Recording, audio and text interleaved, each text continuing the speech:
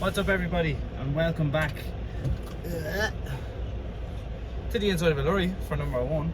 Yes, that's right, I am back on my 2 feet, thank God. It's been nearly 5 weeks. Well, not technically because I live in England, but that's another story for another day.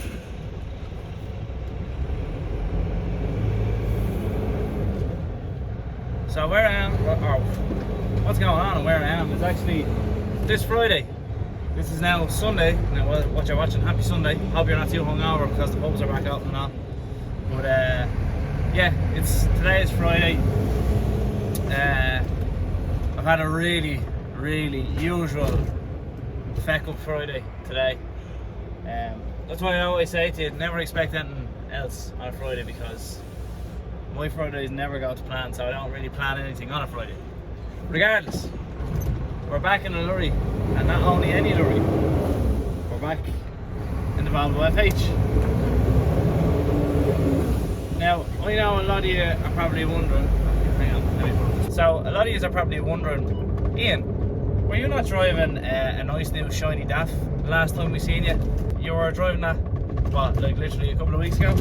And you said it was your favourite truck and you're happy and blah blah blah and all this crack.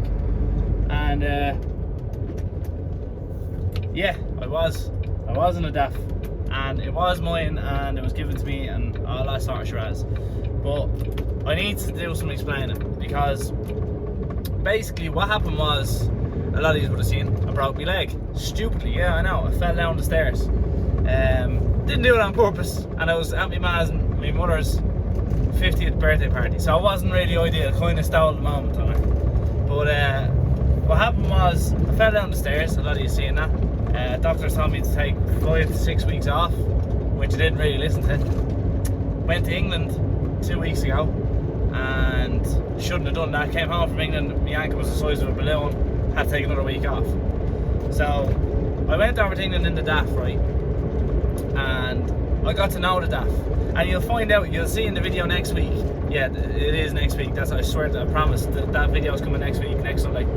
But you'll see next week that the trip was grand, but the lorry wasn't.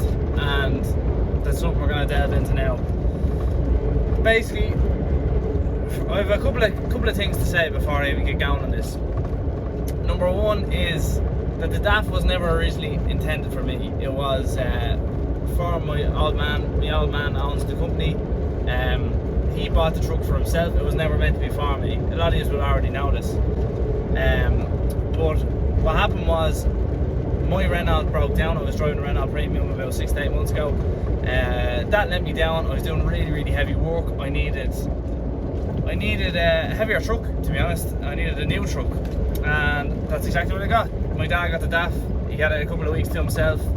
Renault was broken down. Yeah, I was in that. The truck broke down, was given the DAF. Happy days, some of you would have thought. Yeah, Ian's after getting a new lorry. Deadly, like, you know. And that's sort of what I was thinking at the start. And then I got to know the DAF.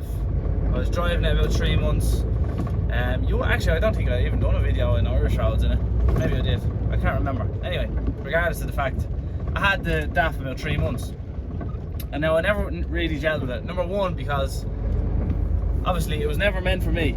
That was one issue with it. Then I took it to England, and the only good thing I had going for it was the big bed. And let me explain. I drove the lorry over there and it was fine, all went well, but there was a couple of warnings on it. Now, nothing really major. They went away after a few minutes. Typical DAF, some of you might think, if you've driven DAFs for a long time, like I have. I know DAFs throw up a warning light. That's fine. But to me, on a 2020 lorry that's literally 3 months old, I shouldn't be having a warning light on it. That really annoyed me. Now I'm not slating DAF or anything like that, but that really pissed me off, right? Then another thing was the steering position, right? It was either up or down, and that's it. There is no, in the Volvo you can literally put it any way you want, like up, down, up, completely up, so it's completely out of your way and you can just maneuver around the cab, whatever. That pissed me off a lot. Like, trust me, I know a lot of you might think I'm being a bit fussy. Ian, calm down, you're being a bit pessimistic here. trust me, when you're in a truck all the time, a lot of you younger lads won't really understand, but when you're in a truck all the time, and especially when you're out in it a couple of nights a week, that shit pisses you off. Then what else annoyed me? Oh yeah, the radio. Something straight out of the 1980s, right? This truck was a top spec truck. There was no holding back when the old man bought this, right? It got the nav, it got the brown leather interior, it got a microwave, it got a fridge, got everything, got literally a continent spec lorry, right? But the radio sat nav, right? Now, a lot of you will know, especially in the UK and Ireland, what do we use to find an address? A postcode, or in Ireland, an air code. And in the UK, they've been using postcodes for decades, right? This truck was, not this truck, the DAF was built in the UK. And the sat nav, shit you not, you had to put street names in. Street names! In a 2020 lorry, you can't just go into it, pop in a postcode, and away you go. Street names. And now that really boils my blood, yeah? That really, that got me so angry that a brand new lorry, like, you're talking over 100 grand for this truck, like, and you couldn't put a postcode into it, like a postcode, like. How long have the UK been using postcodes? So that was another thing that really pissed me off. This is going to be a really shouty, ranty video, just by the way. What else annoyed me about it? Oh yeah, the DAF had this big, huge cab, massive cab. I could stand up straight in it. Now I'm 6'2" and have over a foot above me, which is huge, right? So why did it not have a flat floor the whole way throughout the cab?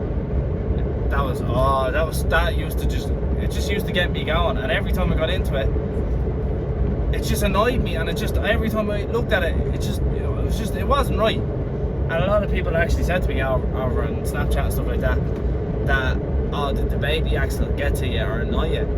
In fact, I actually thought the baby axle was one of the better things about the truck, simply because when you flick a lift button, which anyone that doesn't know is a normal sized wheel that's in the middle. It's called a pusher axle, if you don't know what a mid-lift means. Basically, usually you have to hold the button to raise it just a tiny bit. It never usually goes up the whole way. So, if you're on uneven surface and you're trying to do a U-turn or a swing around and you have a full load on, the tires, the mid-lift tire scrubs, and obviously no idea, you're tearing a good tire apart. Whereas the baby axle, you literally just press a button, the whole thing straight up, and you can do a U-turn no problem. So I actually really like the baby axle, believe it or not. I don't know if I've ever showed you this cab before, but here she is, completely stripped out and bare.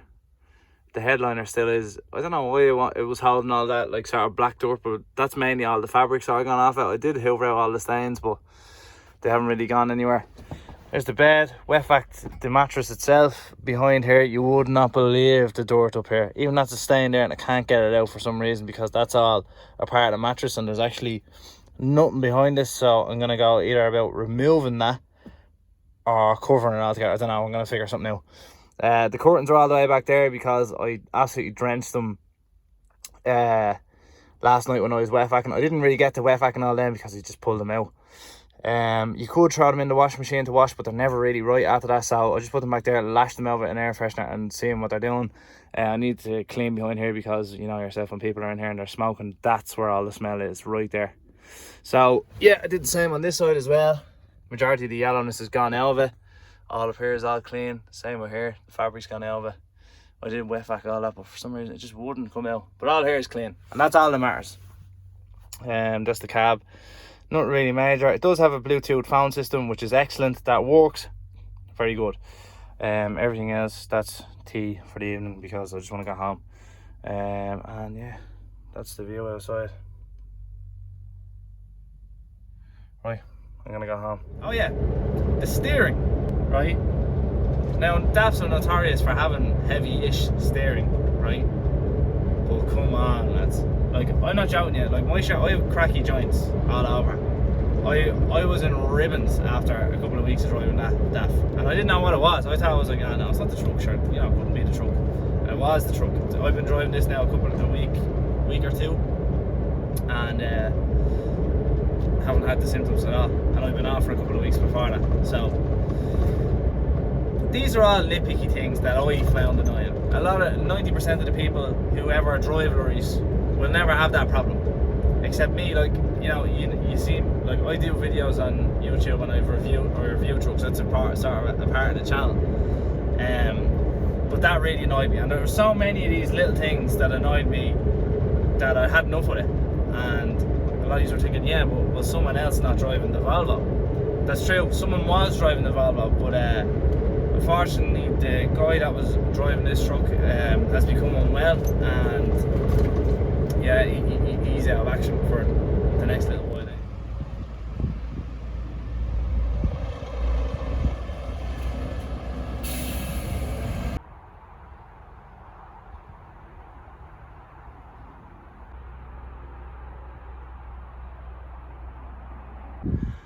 Now, so that is the first full week back to work in the Volvo.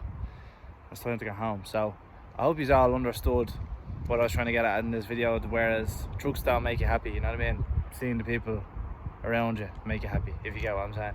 And if it doesn't suit you and it doesn't make you happy, don't continue on with it. Just off you go, leave it.